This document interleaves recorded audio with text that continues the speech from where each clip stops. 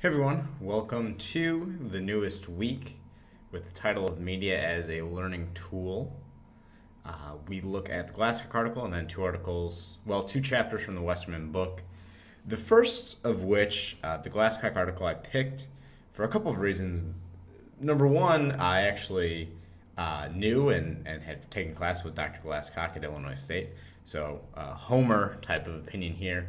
But also, I think this idea of media as a tool functions well into this idea of how we really learn and through osmosis take in information as a child and as an adult, and what implications there are as to what type of media is available or accessible to children from a very early age. And we talk about the differences between the verbal component of aggression, so verbal aggression versus physical aggression. And with the Glasscock article, we find that children's television programming in general has a higher amount of this verbal aggression. Now, as an adult, as we're watching these programs, we might not pick out and say, that seems like a very verbally aggressive thing to say within the context of the shows and the programming that we watch. But we also know through social learning theory that we understand different individuals and the effects of antisocial depiction on viewers have to do with the depictions of rewards, justifications, motivations, and then the characters themselves. And so, as we're watching this programming, we find that physical violence in children's television programming is at least twice as frequent or prevalent as that within primetime adult programming. So, not only do we have a high prevalence of verbal aggression, we have high prevalence of physical aggression, that is 2 times more than primetime. And we know that children are watching this through a social learning construct and really focusing on the rewards, the justifications, the motivations, and again, the characters that are all involved within that.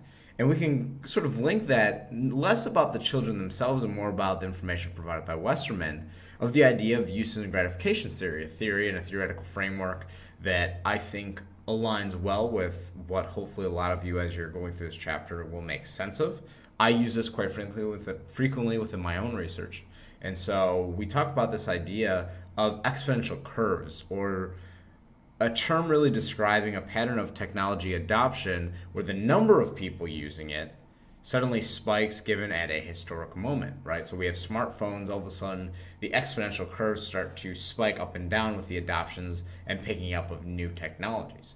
Now, when we talk about use and gratifications, we have this idea that we're trying to satisfy our own needs by watching others in the media make similar types of decisions to our own, and then we get to witness the results of those decisions. Now, we classify this as the expectations of principle within use and gratifications.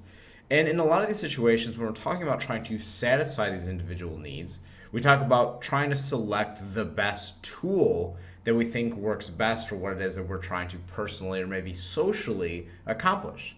So, for instance, the differential patterns of media exposure or engagement with other activities really helps to shape which tools we're trying to pick up in order to make sense of the world and satisfy some of those individual gratifications. Think about you as an individual who may be watching a specific movie as a result of maybe trying to get over a breakup or a bad grade in an exam. And as a result of this, because there's so many bad things going on, we might get additionally upset with the movie.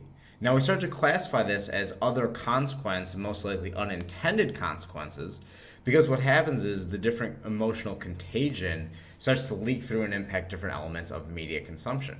So we're in a bad mood, we happen to try to get our minds off of it, but in the process, the emotional element actually leaks through to what we're doing outside of that context. We're watching Jurassic World, we're looking at dinosaurs, but we had a really bad day.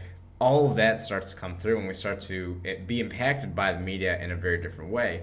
And again, a lot of this just ties back to this notion of the different learning styles, such as affective learning, the feelings that are associated with the learning process. You'll remember a lot of information because you were really happy that day or you were really sad, and for a reason it just resonates and clicks with you.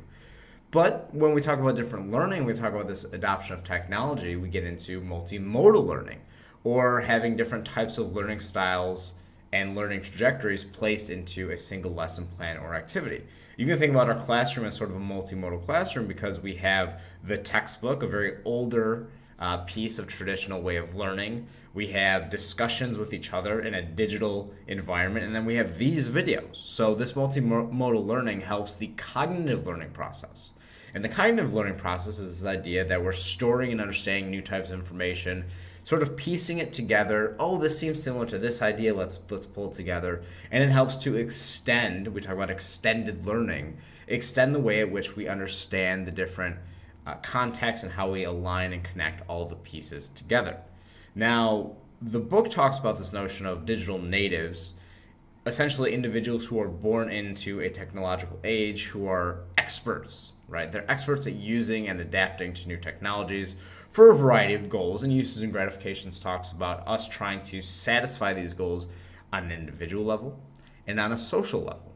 And so what happens is that we start to come together with these digital natives through technological devices, right? So we're in a communication and technology classroom. We're talking about uses and gratifications, trying to satisfy our need for entertainment, for a social function, to escape, right? Escapism. All of this culminating together helps us understand how media can play an important role. Now, you don't have to go back and watch all the verbal aggression that's in Dora the Explorer, but think about the way that you can mark out digital aggression 1, verbal aggression 2, physical aggression 3, and try to find that in your own life and then extrapolate it to the findings of, let's say, the Glasscock article. Is the amount of physical violence that we're seeing on a show during prime time, like 24, if on average children's programming has double that, what's the message that we're sending as a media, as a society, to our children, and are we giving them the right technology and information to grow up and make sense of the world? And if not, well, I think that's a point of discussion. What do we do from there?